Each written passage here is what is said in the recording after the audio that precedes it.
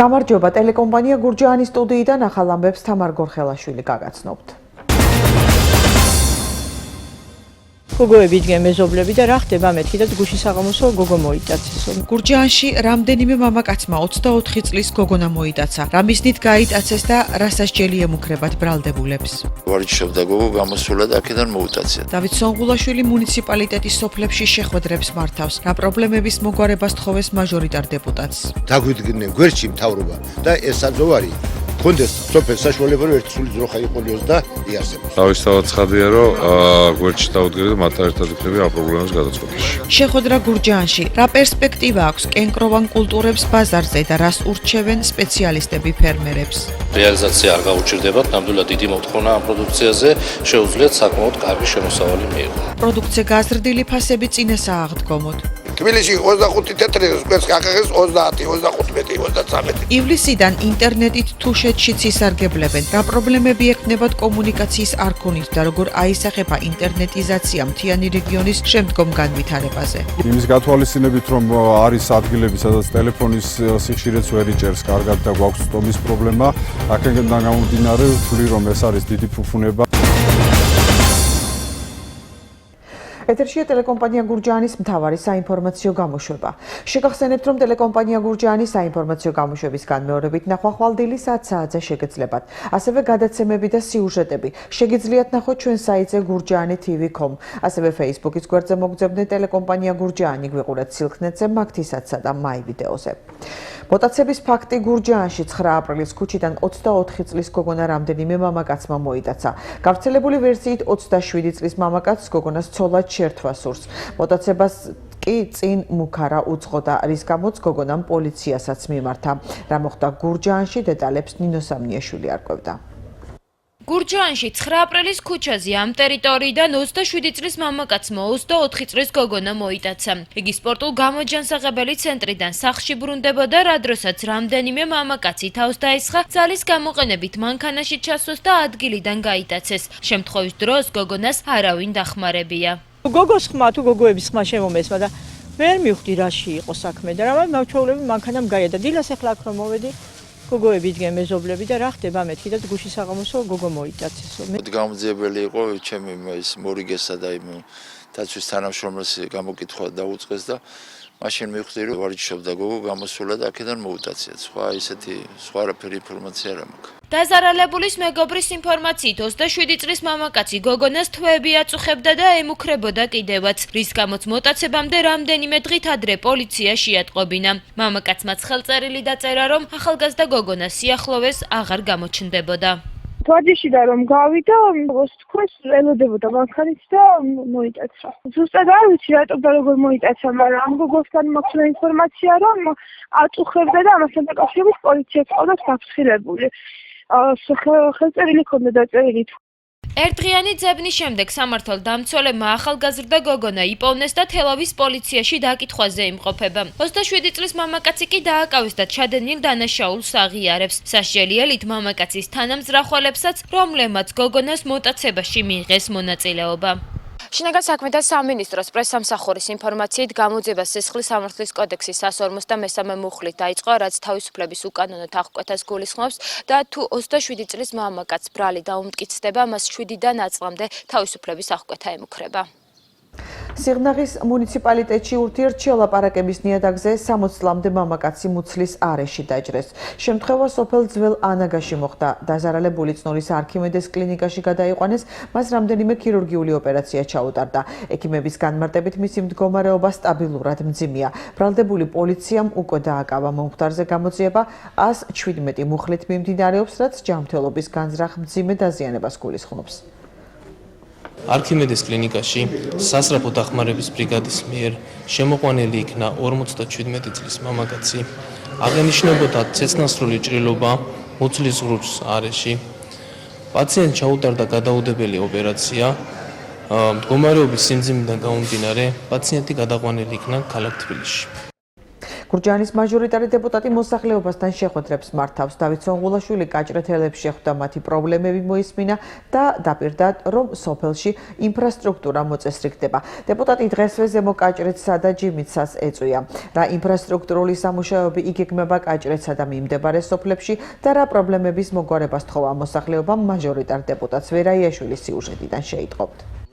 გურჯაანის მაჟორიტარი დეპუტატი დავით სონღულაშვილი ჯერ კიდევ არჩევნებამდე მოსახლეობას პირდებოდა, რომ მათი პრობლემებით გამარჯვების შემდეგაც დაინტერესდებოდა. ახლა არჩევნებიდან მეხუთე თვე გავიდა. დეპუტატმა პირობა შეასრულა და ამჯერად კაჭრეთის მოსახლეობას შეხვდა. მათი პრობლემები მოისმინა და დაპირდათ, რომ წელს სოფელში ინფრასტრუქტურული პრობლემების დიდი ნაწილი მოგვარდება. ასევე გაკეთდება ჭაბურღილები და სასმელი წყლის დაზიანებული მაგისტრალი რეაბილიტირდება. როგორც შევპირდი გურჯაანის მოსახლეობას და არჩევნების შემდეგ დავიწყე ისე როგორც შეიძლება უმეცა შესაძლებლობა ამინდების კუთხით დავიწყე სოფლებში შესვლა მოსახლეობასთან შეხვედრა, რადგან ადგილზე გავეცნო პრობლემებს, დავიწყე დღეს კაჭრეთიდან.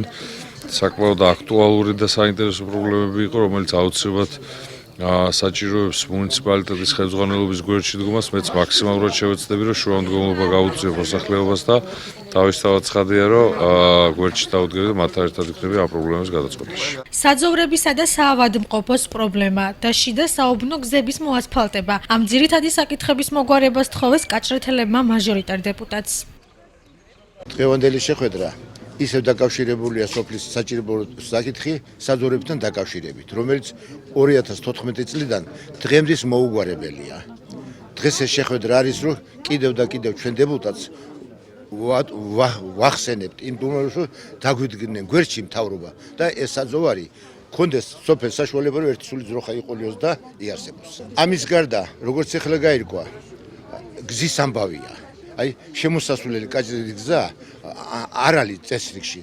ფეს უჭი საძოვარი აქ ვიღაც თათრები არიან მოსულები, დაპატრონებულები არიან, გზები არ არის, სავანტყოფო არ აქვს. გურჯაანში მანამ გადაიყვანენ, შეიძლება ადამიანი გზაშიც დაიღუპოს.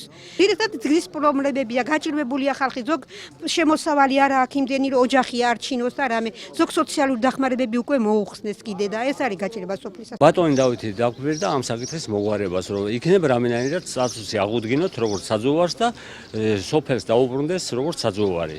დეპუტატი დღესვე ზემო კაჭრეთისა და ჯიმითის მოსახლეობასაც შეხვდა. დაზიანებული ინფრასტრუქტურა, სანიაღვრე არხებისა და საუბნო გზების გაკეთება, პოლიკლინიკის აღდგენა, საზოგადოებრივი ტრანსპორტის დანიშვნა. ამ პრობლემების გადაჭრას თხოვეს მაჟორიტარს ორივე სოფლის მაცხოვრებლებმა. ძალიან მადლობელი ვარ, რომ მოვიდა და ყურადღებით ქვეშა ვარ. ამბულატორია დაგვიდა გააკეთა, ეს მე თვითონ მოვიწადინე და დიდი მადლობა რომ გაგვიკეთა, მაგრამ მიხარია გზის პრობლემა გვაქვს და ის სანიაღვრები მინდა რომ არა გვაქვს ეს წყალი რომ მიდის ძალიან სახლებში შემოგდის. აი ეს სანიაღვრები და ჩემი ის მინდა კიდე რომ ერთი მარშრუტკა რო აქედან კაჭრეთამდე ძალიან შორი გზა გვაქვს და ეს მინდა რომ იყოს. ძალიან კმაყოფილი ვარ ამ ბიჭისა. აი გულთან მიიტანა ყველა ადამიანის ტკივილი, განსაკუთრებით ჩემი. უღრმესი მადლობელი ვარ ყველას.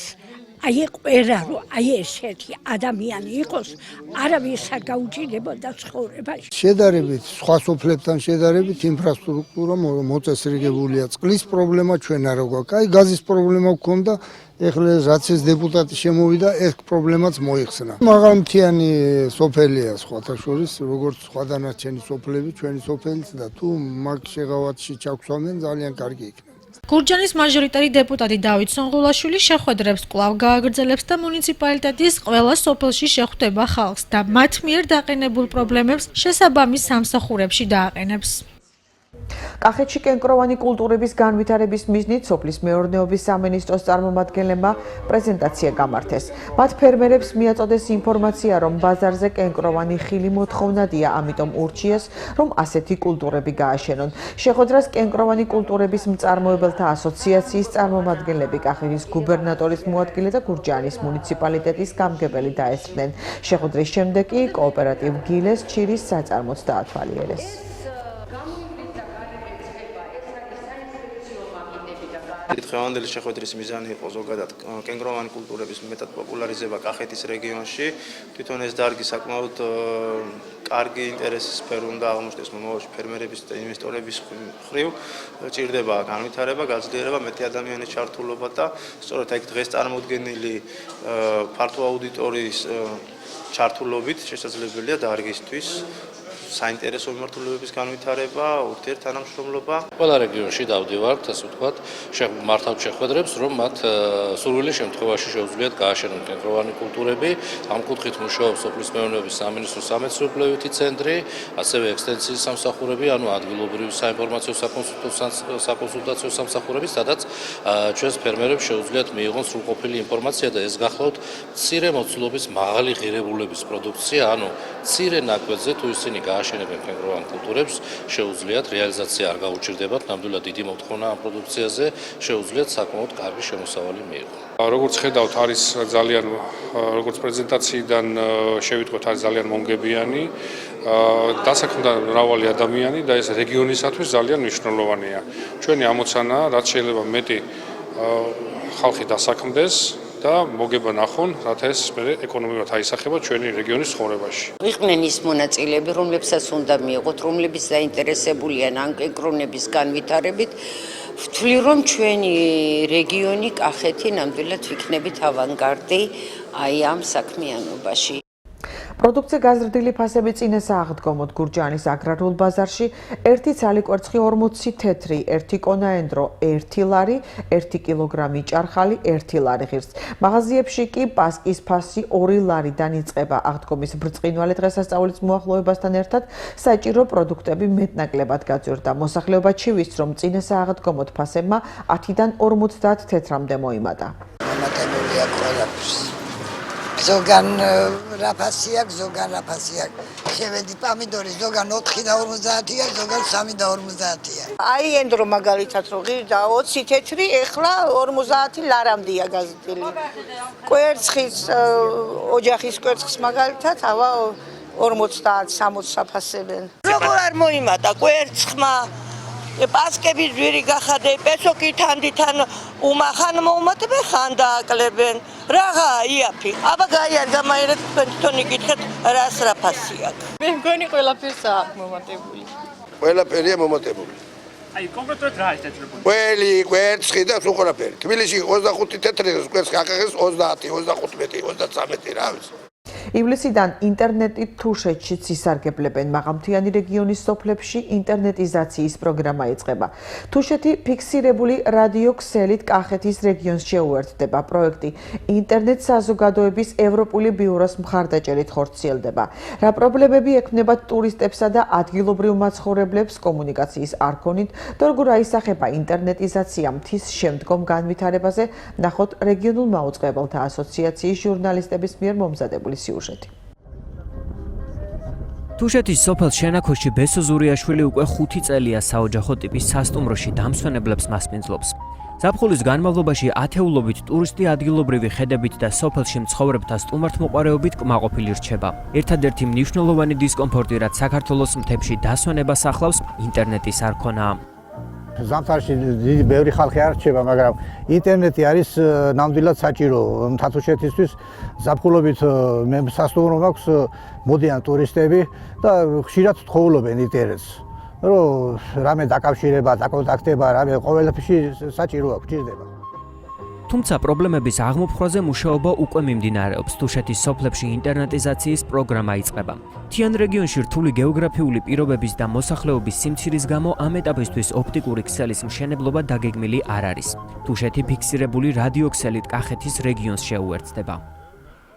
დაფარული იქნება გარდა წვოვათა ერთი ხეობის გარდა ყველა ის თქვათ ლოკაცია, სადაც არის მოსახლეობა მაქსიმალური რაოდენობით, თუმცა ეს არის პირველი ეტაპი და ახლობით 80%-მდე დასახლებული ეს თქვათ თუშეთის სოფლებისა მოცული იქნება ამით.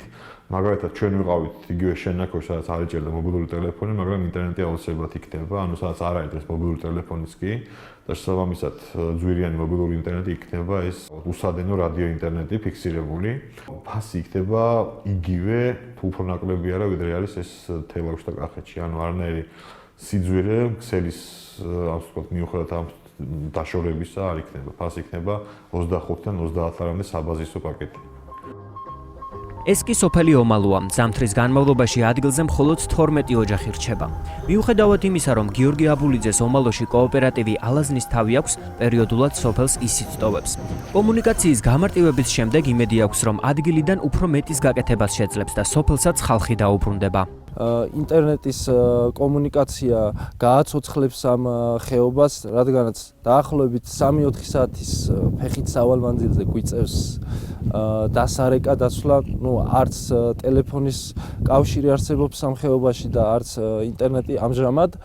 ხოლო შემდგომში ეს გაამარტივებს იქ მცხოვრებ ფერმერთა ცხოვრებას, რა თქმა უნდა, ვინაიდან უშუალოდ ჩვენ ფერმაში ამ პროექტის ფარგლებში ვაპირებთ დავდგათ ინტერნეტის მიმღებით და შემდგომში საკომუნიკაციოდ ძალიან მარტივი იქნება ჩვენთვის ეს ყველაფერი. ინტერნეტიზაციის პროცესი არის მნიშვნელოვანი, პირველ რიგში ეს არის ადგილობრივებისთვის, იმ ხალხისთვის, ვინც ზამთარში რჩება აქ და კომუნიკაციის პრობლემა აქვთ.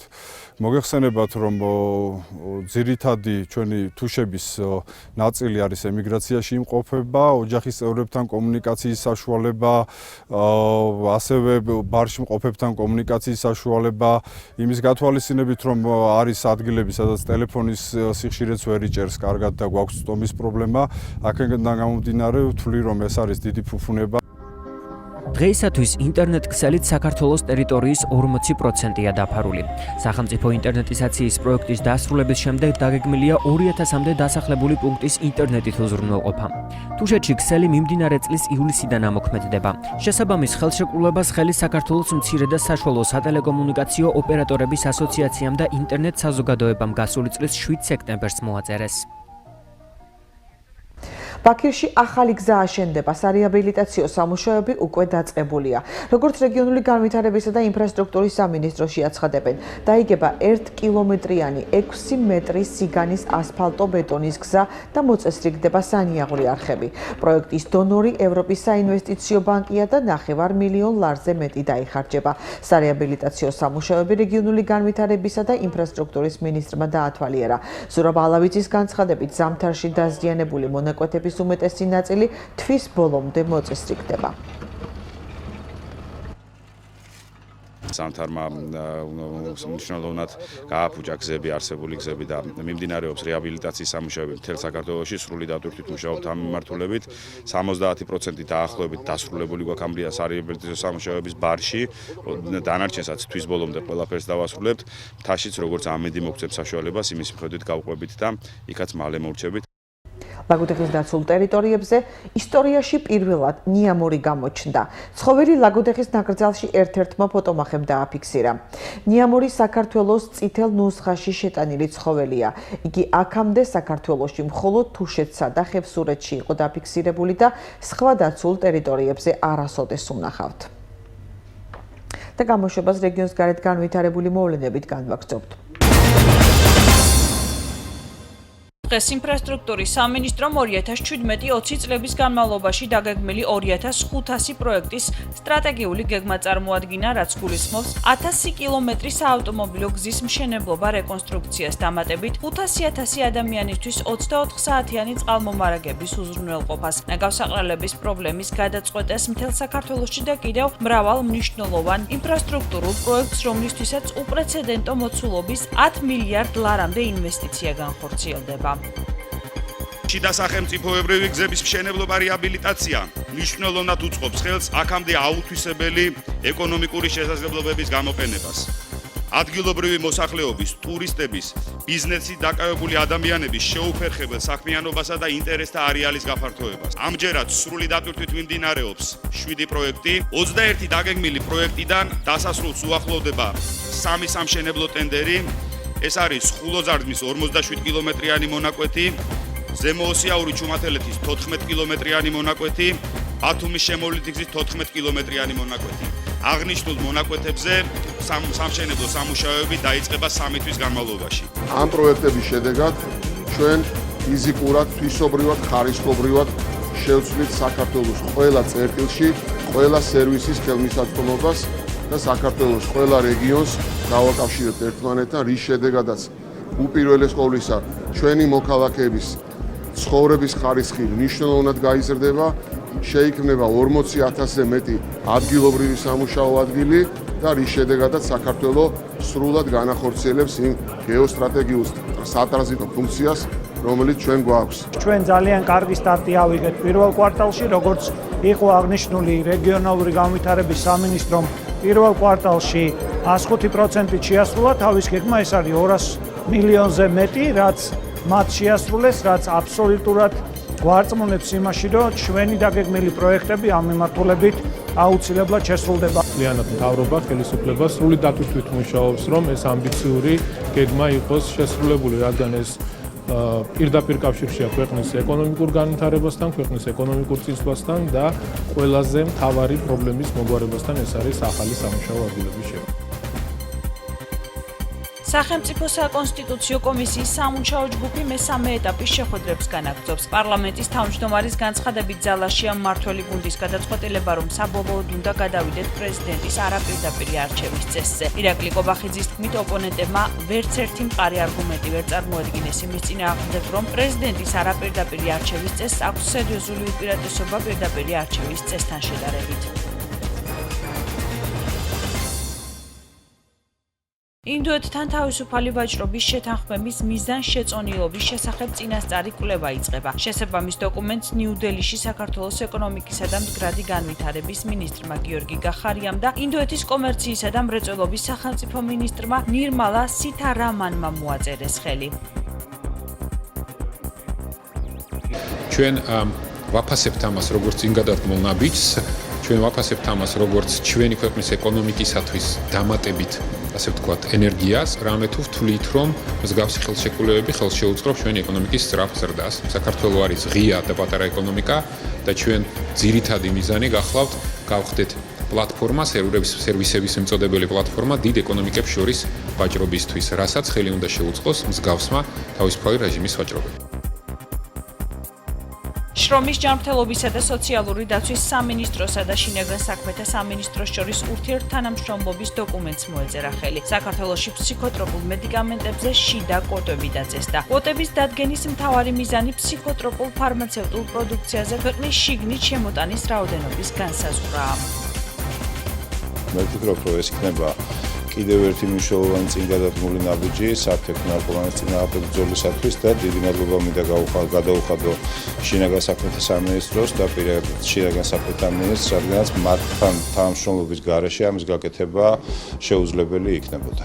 საფრთხე ნარკომანია ძალიან დიდი გამოწვევა არის არა მარტო ჩვენი ქვეყნისთვის, არამედ მსოფლიოში ყველა ქვეყნისთვის. ამ მიმართულებით საქართველოს შინაგან საქმეთა სამინისტრომ და ჯანდაცვის სამინისტრომ მნიშვნელოვანი ნაბიჯები გადადგა, რეფორმები, ცვლილებები, რომელიც ჩვენ გავატარეთ, ამან ხელი შეუწყო საფრთხე ნარკომანიის შემცირებას.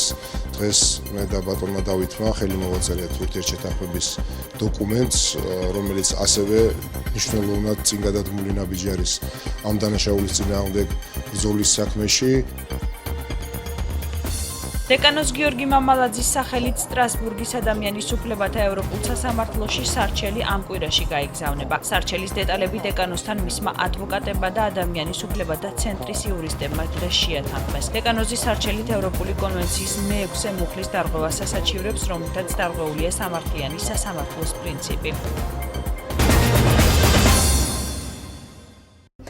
გამოშვება საერთაშორისო ამბებით განვაგრძობთ. სირიაზე დარტყმა ამერიკის შეერთებულმა შტატებმა საერთაშორისო სამართლის დარღვევით განახორციელა, ვინაიდან ქიმიური იარაღის გამოყენების მტკიცებულება არ წარუდგენიათ.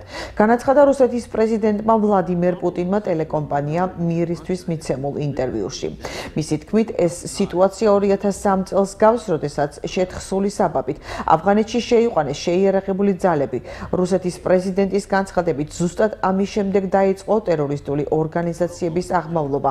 შეიქმნა ისლამური სახელმწიფო და სხვა ორგანიზაციები. ეს ყველა მიცის, ყველას ესმის, მაგრამ იგივეს იმეორებენ, დასძინა რუსეთის პრეზიდენტმა.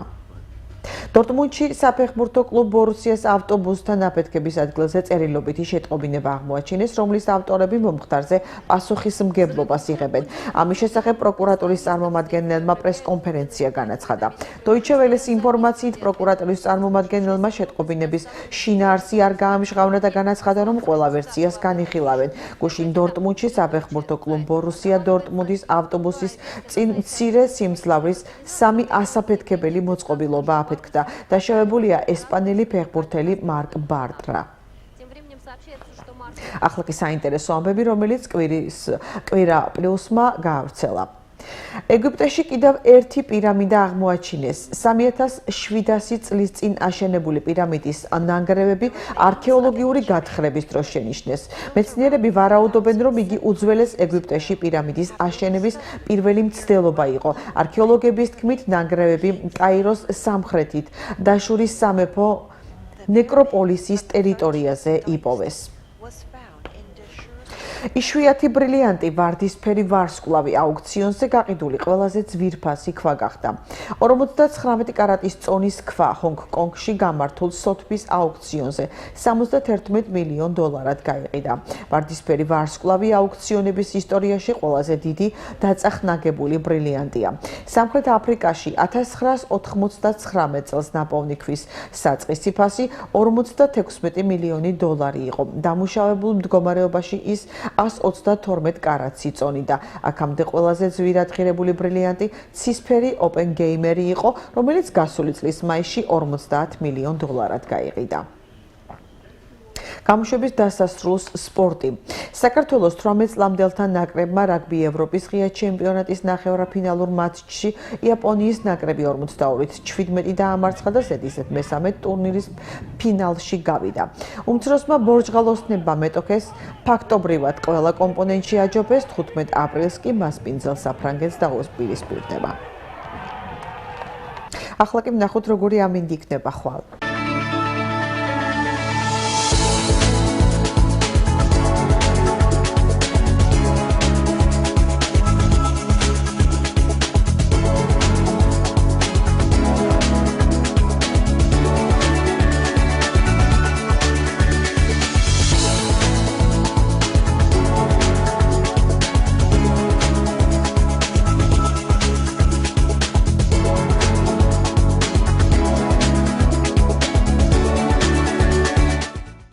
ტელეკომპანია გურჯაანის ახალი ამბების განმეორებით ნახვა ხვალ-დილის 10 საათზე შეგეძლებათ.